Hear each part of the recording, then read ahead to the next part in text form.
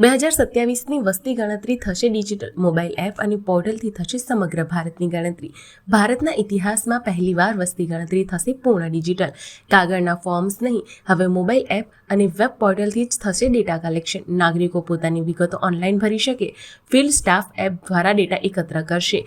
જન્મસ્થળ, છેલ્લું નિવાસસ્થાન, સ્થળાંતરણનું કારણ બધું ડિજિટલ રીતે લખાશે.